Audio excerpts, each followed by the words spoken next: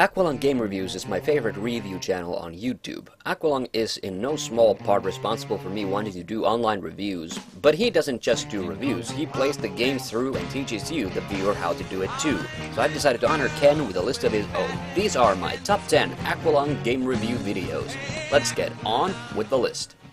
Number 10, MOPD 20XX. Yeah, okay, I know, I worked on this video and that's probably why it wound up on the list, but to be more precise, I think this is easily the best video me and Ken have ever worked on together, and a big part of that is that Ken just lent that iconic, calm, and cool delivery to the character that I based on him. Can't help but feel that the scarf might have a significance all on its own.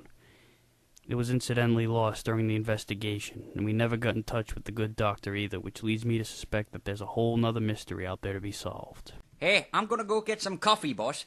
You want some? Nah, I'm good. Whoa!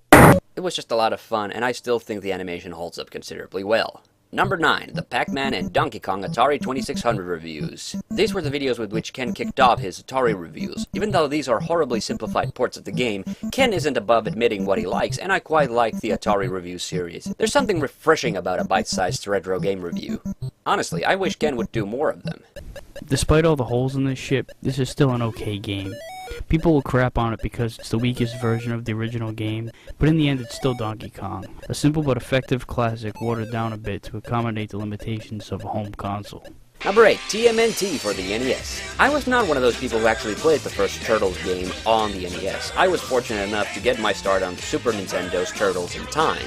Later, I did play TMNT on an emulator, and I honestly couldn't decide whether I loved or hated it. Of course, this game was widely recognized as being, I believe the proper term is, hard as balls. But you know that when it's Ken, he doesn't rest until he's beaten the fucker for the enjoyment of thousands of YouTubers. And it probably had one of the most hilarious left-field video game jokes I've seen him pull off. This stage is in complete darkness, and they have helicopters with spotlights trying to find you. So you have to sneak around the spotlights, because if you get caught...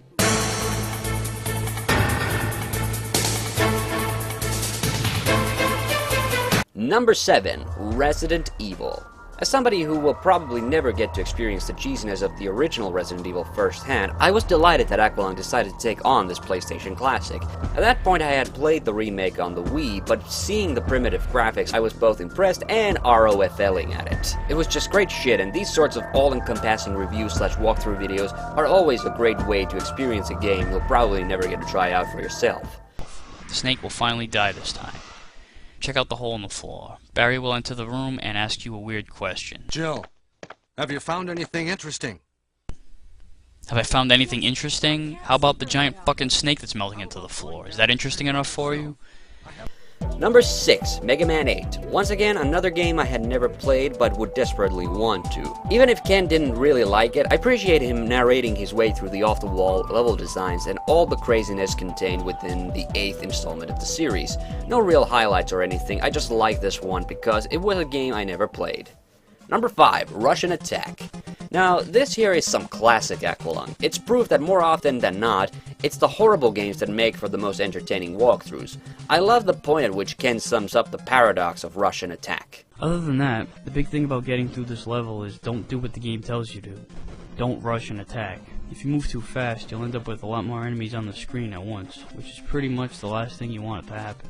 And you gotta love his determination of constantly pointing out the redundancy of the soldier climbing the fence.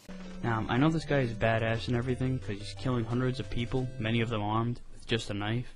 So yeah, he's got some balls, but he's a fucking retard. Look, why the hell doesn't he just walk around the fence? It's wide open. Number 4, Puss in Boots. This is another classic Aqualung video. Puss in Boots itself is a very mediocre game, and probably not notable for anything except this.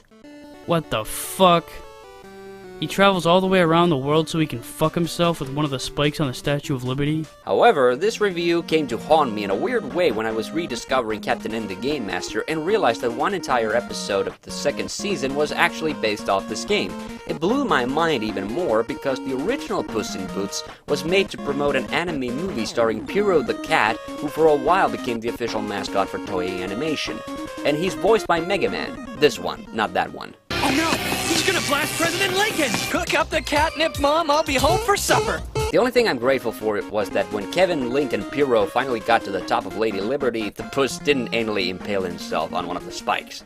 I mean, look at him ride that thing. What else is that supposed to mean? Number 3, DuckTales. You'll notice the top half of this list has a lot of old school Aqualung videos, and the reason is simple. I love seeing one of my childhood NES classics getting reviewed by Aqualung, and Ken did a bang-up job with the rest of the Capcom Disney titles as well. This statue will give you the option of paying $300,000 to pass through. First of all, if I were in Scrooge's shoes, I'd find it kind of disturbing that an inanimate stone object was talking to me and asking me for money. But then again, I think I would have shit my pants long ago when I first ran into these giant spiders. And sure, he did do Chip and Dale's Rescue Rangers before this, but I'm always partial to anything Scrooge McDuck related. Also, check out the review for the sequel too. I never even knew that one existed. Number 2, Karate for the Atari. Probably one of the most interesting reviews Ken has ever done. If it weren't cool enough that Ken basically covered what is probably the first one-on-one fighting game of all time, he also beautifully illustrated how fucking shit it was by going into the most hilarious tirade I've ever heard from him. The controls are awkward, the graphics are some of the most hideous I've ever seen in any game ever, you move like you're in quicksand, the hit detection is wretched and you can never tell where you're supposed to stand to hit your opponent anyway, the sound effects sound like you're flushing scraps of metal down the toilet, the animation is cheap, and overall the gameplay has about as much appeal as AIDS. Don't buy it, don't give it a try, don't even look at the cover art. In fact, I recommend never to watch this review ever again, as its only purpose is to showcase its shittiness, and by seeing this abomination displayed more than once might result in complications. And number 1, Super Pitfall. Yes, this video is still my favorite after all these years. This is the video that made me into an Aqualung fan. It was fascinating. Ken is admittedly a huge Pitfall fan, and eventually reviewed the original 2 games as part of his Atari reviews. Super Pitfall is just a fascinatingly bad game, and watching him play through it was an almost hypnotic experience. I even tried playing the game sometime after that, using his instructions, and ended up giving up. It perhaps contains some of his best delivery. Alright, Harry definitely has his priorities in the wrong order here. How beloved is this niece of his? His first order of business is to get this diamond, but rescuing his niece is just complicating matters? And who the hell is this lion friend that you're saving? That sounds like the part that's complicating matters. Grab all the shit you need and get out. How do you get out? Well, everyone knows that this random location right here is the way out, right? Yeah. And not only that, one of the best finishes as well. You could have spent days and days just finding where the hell everything is. Then you gotta figure out where the doors are, which crystals to get first, the warps, where to find the diamond, the key, the medicine, the lion, the girl, the exit. Then you gotta put the puzzle together and do it all on a specific path. Plus you gotta avoid dying. It's just too much shit for the average person's patience. Sure, the video quality isn't great, but I highly recommend people check it out because it still just blows my mind. And that's all from me for now. I'm Hannu the Hande Mäkinen. See you on the next one.